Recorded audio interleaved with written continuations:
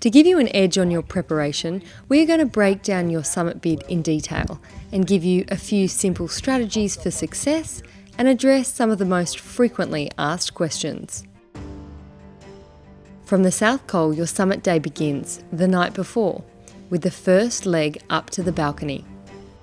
You leave the South Col in the dark, and exactly when you leave the South Col depends on the route conditions and how much traffic there is that day. You may leave anywhere from 8 p.m. to say 1 a.m. It's a pretty surreal experience. It feels like you're walking on the moon.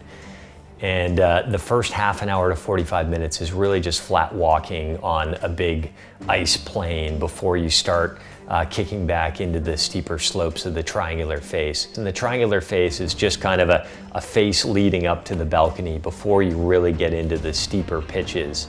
And the triangular face is generally snow. Some of the drier years, you may have some rock steps in there, a bit of scree. You can even get a bit of rock fall sometimes on the triangular face. But in general, it's a nice, easy snow slope.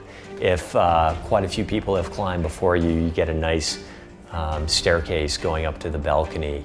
Typically, it takes 3 to 4 hours to get to the balcony. And the balcony is really your first big landmark for the day, summit day on Everest. You know you've reached the balcony because it's the only kind of flat, reasonable place to take a break on that first stretch.